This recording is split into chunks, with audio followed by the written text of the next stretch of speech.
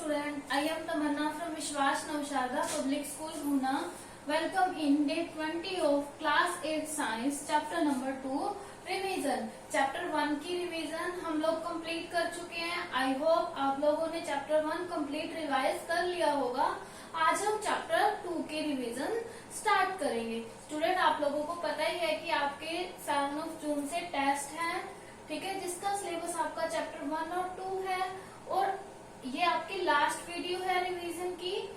और इसके बाद आपकी जो एग्जाम डेट से पहले गूगल मीट क्लास लगेगी, उसमें आप लोग अपनी प्रॉब्लम पूछ सकते हैं, ठीक है। उसमें हम लोग डिस्कस करेंगे कि किस टाइप के क्वेश्चन आएंगे टेस्ट में और किस टाइप से आपको आंसर देने हैं। ये तो आप लोगों को पता ही होगा कि जो क्वेश्चन आएंगे पेपर में वो MCQs होंगे, ठीक है। आप लोगों को ओनली ऑप्शन टिक करना है, right option. Let me start revision of chapter number 2, microorganisms friend and foe. कि जो माइक्रो ऑर्गेनिज्म होते हैं स्टूडेंट, ठीक है, माइक्रो ऑर्गेनिज्म वो हमारे फ्रेंड की तरह भी काम करते हैं और फो की तरह भी काम करते हैं, ठीक है। अब फ्रेंड की तरह किस तरह से काम करते हैं और फो की तरह किस तरह से काम करते हैं ये हम देखते हैं। बट उससे पहले हम लोग ये देखेंगे कि what are micro organism. Micro organism क्या है? बिल्कुल स्मॉल ऑर्गेनिज्म है that can not be seen with naked eye. जिसे क्या है, हम नेक्ड आई से वॉच नहीं कर सकते, उसे हम क्या बोलते हैं? Micro organism. अब स्टूडेंट क्वेश्चन ये आता है कि साइंस की ऐसी ब्रांच जो माइक्रो ऑर्गेनिज्म की स्टडी से डील करती है उसे हम क्या बोलते हैं? माइक्रोबायोलॉजी बोलते हैं। और साइंटिस्ट जो माइक्रो ऑर्गेनिज्म की स्टडी के लिए काम करते हैं उन्हें हम क्या बोलते हैं? माइक्रोबायोलॉजिस्ट, ठीक है। अब क्वेश्चन क्या है कि माइक्रो ऑर्गेनिज्म रहते कहाँ है? माइक्रो ऑर्गेनिज्म एवरीवेयर मीन्स हर जगह रहते हैं, चाहे वो कैसा भी एरिया हो। अब जहाँ पे group of micro organism grow करेगा उसे हम क्या बोलेंगे? कॉलोनीज बोलेंगे। जो माइक्रो ऑर्गेनिज्म है ड्रॉट में भी रह सकते हैं, टेम्परेचर की एक्सट्रीम कंडीशन में भी रह सकते हैं, water spring, desert, polar region, marshy land, सभी जगह माइक्रो ऑर्गेनिज्म सर्वाइव कर सकते हैं। और अगर मान लो कि एक्सट्रीम एनवायरमेंटल कंडीशन के अंदर माइक्रो ऑर्गेनिज्म सर्वाइव कर रहे हैं, ठीक है, और अपने वो कैसे सर्वाइव करते हैं वहाँ? जैसे ये माइक्रो ऑर्गेनिज्म है, एक्सट्रीम कंडीशन के अंदर कैसे सर्वाइव करेगा? अपने अराउंड क्या करेगा? एक हार्ड आउटर कवरिंग फॉर्म कर लेता है, जिसे हम क्या बोलते हैं? सिस्ट बोलते हैं, ठीक है। माइक्रो ऑर्गेनिज्म एक्सट्रीम कंडीशन में रहने के लिए अपने अराउंड एक सॉलिड फॉर्म मतलब फॉर्म कर लेगा, जिसे हम क्या बोलेंगे? CYST। अब हम देखते हैं major group of micro organism. Micro organism कौन कौन से होते हैं? बैक्टीरिया, ठीक है, बैक्टीरिया, वायरस, एल्गी, और कौन से होते हैं? Fungi and protozoa. स्टूडेंट ये क्या है? कुछ ग्रुप है माइक्रो ऑर्गेनिज्म के। आप लोग ये बुक में से रीड कर लेना, क्योंकि एक बार हम रीड तो कर चुके हैं, जस्ट रिवाइज करना है। बैक्टीरिया क्या होते हैं? बहुत छोटे ऑर्गेनिज्म हैं। फिर वायरस क्या होते हैं? वायरस क्या करते हैं? अगर वो बाहर हैं तो कुछ नहीं बिगाड़ सकते, अगर वो किसी लिविंग बॉडी के अंदर एंटर कर जाते हैं तो पूरी बॉडी को खराब कर देते हैं, अल्टीमेटली डेथ तक पहुंचा देते हैं, ठीक है। और एल्गे क्या है? फंगाई और प्रोटोजोआ। ये 5 ग्रुप आप लोगों को बुक में अच्छी तरह से रीड कर लेने हैं। उसके बाद हम लोग देखते हैं useful micro organism. Useful micro organism कौन से हैं? ठीक है, यूजफुल माइक्रो ऑर्गेनिज्म कौन से हैं? लैक्टोबैसिलस बैक्टीरिया क्या करते हैं? कर्ड को फॉर्म करने में हमारी हेल्प करते हैं। इसका मतलब क्या हुआ? ये यूजफुल माइक्रो ऑर्गेनिज्म है। और चीज को फॉर्म करने में हमारी हेल्प करते हैं बैक्टीरिया। कौन से? एक तो लैक्टोबैसिलस, दूसरा स्ट्रेप्टोकोकस, ठीक है, मिल्क के अंदर प्रेजेंट होते हैं। ये क्या है? हमारे लिए यूजफुल है। और क्या होता है? टेंडराइजेशन ऑफ मीट, जो मीट हार्ड होता है उसको सॉफ्ट करने में हेल्प करते हैं बैक्टीरिया या फिर माइक्रो ऑर्गेनिज्म। और उस प्रोसेस को क्या बोलते हैं? टेंडराइजेशन ऑफ मीट, मीन्स उसको हार्ड से सॉफ्ट करना। अभी ईस्ट हेल्प करते हैं बेकिंग इंडस्ट्री में, ब्रेड को बनाने में बिल्कुल सॉफ्ट बना देते हैं। अब इस प्रोसेस में होता क्या है? हम जब बेकिंग करते हैं ब्रेड की, उसको डो बनाते हैं, उसमें हम ईस्ट ऐड कर देते हैं, शुगर ऐड कर देते हैं, तो दोनों की रिएक्शन होती है और उसमें क्या होता है? कार्बन डाइऑक्साइड रिलीज होती है, जिससे क्या होता है, एयर की वजह से जो वो डो है, मीन्स जो आटा होता है वो फ्लफी हो जाता है, ठीक है। और इस प्रोसेस को हम क्या बोलते हैं, फर्मेंटेशन बोलते हैं। और यीस्ट जो है हमारी डे टू डे लाइफ में जो हम किचन में आइटम बनाते हैं, इडली ढोकला, इन सभी को बनाने में ईस्ट हेल्प करती है। तो इसका मतलब ये क्या हुए, यूजफुल माइक्रो ऑर्गेनिज्म। मिल्क से अब क्या बनता है, कर्ड बनाते हैं। तो मिल्क से कर्ड बनाएंगे, लैक्टोबैसिलस बैक्टीरिया काम करेंगे, ठीक है। अगर हम उसके अंदर थोड़ा सा कर्ड ऐड कर देते हैं तो जो मीडियम है वो एसिडिक बन जाता है। फिर उसके बाद जो कैसीन प्रोटीन होते हैं उसके अंदर प्रेजेंट, वो मिल्क को कोएगुलेट कर देते हैं, मिल्क पास ले आते हैं और उसका कर्ड फॉर्म हो जाता है, ठीक है। और कुछ एल्गे होते हैं या फिर सीवीड्स है जो हमारा यूजफुल फूड है और वो प्रोटीन और मिनरल का सोर्स होते हैं, ठीक है। ये तो थे कुछ यूज इसके micro organism making of food item की। फूड आइटम को बनाने में माइक्रो ऑर्गेनिज्म का किस तरह से यूज किया जाता है। अब देखते हैं कॉमर्शियल यूज क्या है। कॉमर्शियल यूज में क्या होता है कि शुगर को अल्कोहल में कन्वर्ट करते हैं, किसकी हेल्प से, माइक्रोब की हेल्प से। इसको भी क्या बोलते हैं, फर्मेंटेशन बोलते हैं, ठीक है। और कुछ बैक्टीरिया यूज किए जाते हैं कॉफी और तंबाकू बनाने में कॉमर्शियल यूज पे, और कुछ बैक्टीरिया यूज किए जाते हैं लैक्टिक एसिड, सिट्रिक एसिड को बनाने में। यह है कॉमर्शियल यूज। अब देखते हैं मेडिकल यूज। सबसे पहले यूज क्या था, मेकिंग ऑफ फूड आइटम, और नेक्स्ट क्या है, कॉमर्शियल, और उससे नेक्स्ट क्या है, मेडिकल यूज, ठीक है। ठीक है स्टूडेंट, अब हम मेडिकल यूज देखते हैं। मेडिकल में सबसे पहले क्या है, प्रोडक्शन ऑफ एंटीबायोटिक। एंटीबायोटिक को बनाने में यूज किया जाता है माइक्रो ऑर्गेनिज्म का, ठीक है। मेडिकल प्रोड्यूस बाय ऑर्गेनिज्म, जैसे बैक्टीरिया और फंगाई से बनती है। वो क्या करती है, डिसीजेस कॉजिंग जर्म्स को या तो किल कर देती है या उनकी ग्रोथ को स्टॉप कर देती है, उसे हम एंटीबायोटिक बोलते हैं। और पहली एंटीबायोटिक जो डिस्कवर हुई थी वो क्या थी, पेनिसिलिन थी, ठीक है। और किससे, इसको फंगस से प्रिपेयर किया गया था, और कौन सा फंगस था, पेनिसिलिनम नोटाटम से इसको प्रिपेयर किया गया था। नेक्स्ट है कि एंटीबायोटिक का अगर हम यूज कर रहे हैं तो हमें क्या क्या प्रिकॉशन लेनी चाहिए। तो हमें क्या है, डॉक्टर की एडवाइस से ही एंटीबायोटिक का यूज करना चाहिए। हमें एंटीबायोटिक जितना भी कोर्स हमें डॉक्टर ने बताया उतना कंप्लीट करना चाहिए। एंटीबायोटिक को हमें रॉन्ग डोज में नहीं लेना चाहिए, अननेसेसरी हमें नहीं लेना चाहिए। इससे क्या होता है, जो बेनिफिशियल बैक्टीरिया है वो भी हमारी बॉडी में किल हो जाते हैं। और एंटीबायोटिक क्या है, कोल्ड और फ्लू के केस में हमें नहीं लेनी चाहिए। अब देखो कि अलेक्जेंडर फ्लेमिंग थे जो डिसीजेस कॉजिंग बैक्टीरिया में काम कर रहे थे लेबोरेटरी में, ठीक है। अलेक्जेंडर फ्लेमिंग ने डिस्कवर की थी penicillin drug, that is effective antibiotic, ठीक है। अगर आपसे पूछा जाए कि पेनिसिलिन किसने डिस्कवर की थी, पेनिसिलिन फर्स्ट एंटीबायोटिक थी और किसने डिस्कवर की थी, अलेक्जेंडर फ्लेमिंग ने। अब देखो प्रोडक्शन ऑफ वैक्सीन, पहले क्या था, प्रोडक्शन ऑफ एंटीबायोटिक, अब है प्रोडक्शन ऑफ वैक्सीन। वैक्सीन क्या होते हैं कि किसी भी डिसीज के लिए पहले ही बॉडी में उसके एंटी जो ऑक्सीडेंट है वो डाल देते हैं, एंटीजन डाल देते हैं।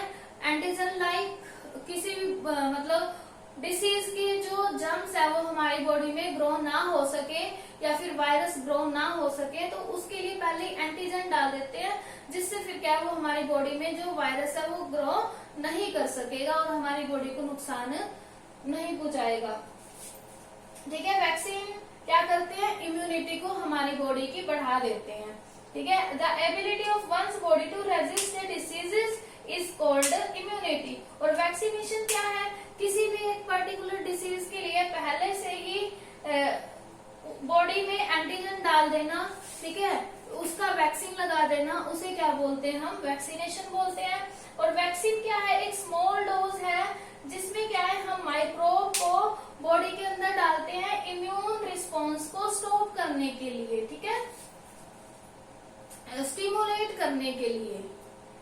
अब देखते हैं कि जब वैक्सीन इंट्रोड्यूस कराया हेल्दी बॉडी में, तो मान लो कि किसी भी डिसीज के एंटीजन बॉडी में एंटर कर गए जिसका वैक्सीन लगा हुआ है, तो वो एंटीजन हमारी बॉडी में ग्रो नहीं होंगे, हमारी बॉडी में एंटर करते ही या तो वो किल हो जाएंगे, ठीक है, या फिर वो ग्रो नहीं कर सकेंगे, उनकी ग्रोथ बिल्कुल ही स्टॉप रहेगी, तो हमारी बॉडी को नुकसान नहीं पहुंचा सकते। ठीक है, कुछ डिसीज है जिसके लिए वैक्सीनेशन क्या है, डिस्कवर की हुई है और उसके लिए वैक्सीन टाइम टू टाइम लग जाते हैं, जैसे कि cholera, tuberculosis, smallpox, tetanus, polio, hepatitis B. इसके जो वैक्सीनेशन है वो पहले से ही चाइल्डहुड में दे दिए जाते हैं। अब आज नेक्स्ट है, कुछ एज दी हुई है और उसका वैक्सीनेशन दिया हुआ है कि उस एज पे कौन सा वैक्सीनेशन लगाया जाता है। नेक्स्ट है कि बैक्टीरिया सॉइल की फर्टिलिटी को इंक्रीज करने में हेल्प करते हैं। अब बैक्टीरिया है, राइजोबियम बैक्टीरिया है, सॉइल में रहते हैं, ठीक है, लेग्यूमिनस प्लांट की रूट्स में, और सॉइल की फर्टिलिटी को इंक्रीज करते हैं। ओके स्टूडेंट, एंड नेक्स्ट है क्लीनिंग द एनवायरनमेंट। अब बैक्टीरिया क्या करते हैं, डेड ऑर्गेनिज्म को ब्रेक डाउन कर देते हैं और एनवायरनमेंट को किल करने में हेल्प करते हैं। और कुछ अदर यूज है, लेदर और जूट इंडस्ट्री में बैक्टीरिया का यूज किया जाता है, बायोगैस को जनरेट करने में बैक्टीरिया का यूज किया जाता है, और कुछ बैक्टीरिया र्यूमिनेंट के स्टमक में रहते हैं जो सेलुलोज को डाइजेस्ट करते हैं उनकी बॉडी में, क्योंकि ह्यूमन बॉडी में तो सेलुलोज डाइजेस्ट नहीं हो सकता। सेलुलोज कहाँ होता है, ग्रास में, रो वेजिटेबल्स में, जो ह्यूमन बीइंग ईट नहीं करते, कौन ईट करता है उसको, र्यूमिनेंट ईट करते हैं, क्योंकि उनकी बॉडी में, उनके स्टमक में special type of bacteria present है जो सेलुलोज को डाइजेस्ट कर लेता है। अब नेक्स्ट है, ये तो हमारे यूजफुल माइक्रो ऑर्गेनिज्म थे। अब नेक्स्ट है harmful micro organism. Harmful micro organism. अब हार्मफुल माइक्रो ऑर्गेनिज्म कौन कौन से हैं, मतलब छोटे छोटे organism, pathogen, diseases causing germs हैं जो हमारी बॉडी में एंटर कर जाते हैं, जो क्या है डिसीजेस को स्प्रेड करते हैं। वो कैसे एंटर कर सकते हैं, वाटर के थ्रू भी कर सकते हैं, एयर के थ्रू भी कर सकते हैं, ठीक है, किसी भी तरह से वो हमारी बॉडी में एंटर करते हैं। तो अब हम देखते हैं कि जो माइक्रो ऑर्गेनिज्म है किसी भी हेल्दी पर्सन की बॉडी में किस तरह से एंटर करते हैं और डिसीजेस को कॉज करते हैं। कम्युनिकेबल डिसीजेस क्या होती है कि जब माइक्रो ऑर्गेनिज्म एक पर्सन से दूसरे पर्सन में स्प्रेड हो जाए, ठीक है, बाय कॉन्टैक्ट, उसे हम क्या बोलते हैं, कम्युनिकेबल डिसीजेज।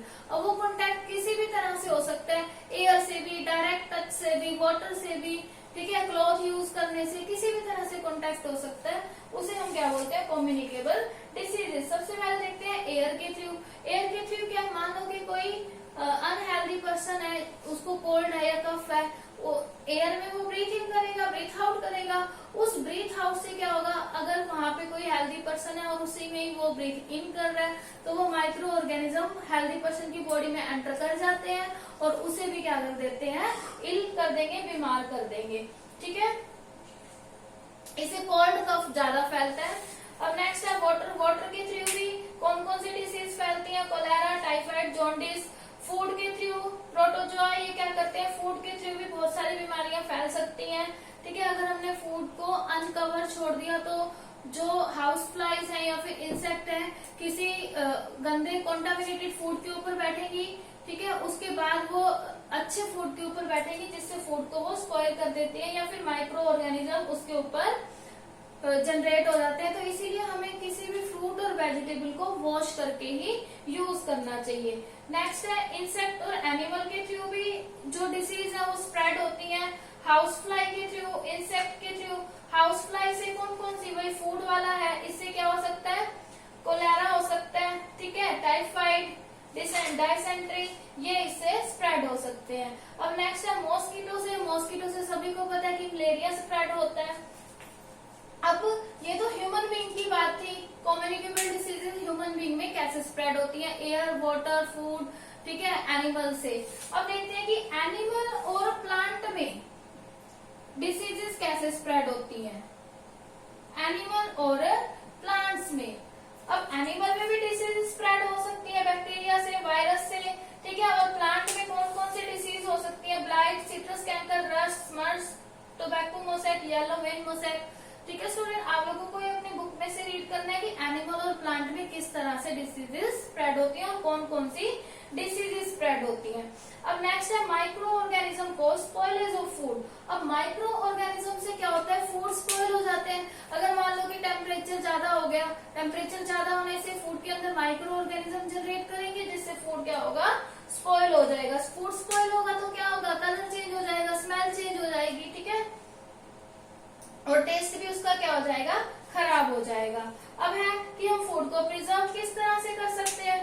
फूड को प्रिजर्व किस तरह से करेंगे, कंडीशन ड्राई हो, मतलब उसके अंदर मॉइस्चर प्रेजेंट ना हो, टेम्परेचर लो होना चाहिए, या फिर टेम्परेचर बहुत ज्यादा हाई होना चाहिए, ठीक है। अब ऐसे मेथड जिससे हम स्पॉइलेज ऑफ फूड को प्रिवेंट कर सकते हैं, उन्हें हम क्या बोलते हैं, फूड प्रिजर्वेशन। अब method use for food preservation, food preservation के लिए हम केमिकल डाल के भी फूड को प्रिजर्व कर सकते हैं, सॉल्ट डाल के भी कर सकते हैं, शुगर ऐड करके भी, ऑयल विनेगर डाल के, या फिर पेस्चराइजेशन। पेस्चराइजेशन क्या होता है कि मिल्क को 70 डिग्री सेल्सियस पे गर्म किया जाता है, उसके बाद 15 से 30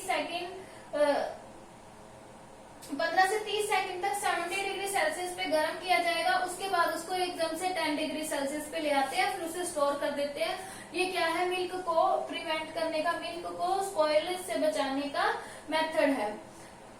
अब फूड प्रिजर्वेशन के लिए कूलिंग, फ्रीजिंग की जाती है, डिहाइड्रेशन किया जाता है, ये सब क्या है, फूड प्रिजर्वेशन। अब फूड प्रिजर्वेशन के एडवांटेज क्या है, एक तो फूड बचेगा, ठीक है, वेस्ट नहीं जाएगा, और क्या होगा, फूड की अवेलेबिलिटी बढ़ जाएगी, न्यूट्रिशनल वैल्यू इंक्रीज हो जाएगी अगर हम फूड को अच्छी तरह से स्टोर करेंगे, और लंबे टाइम तक ये स्टोर रह सकता है, ठीक है। नेक्स्ट है हमारा नाइट्रोजन साइकिल।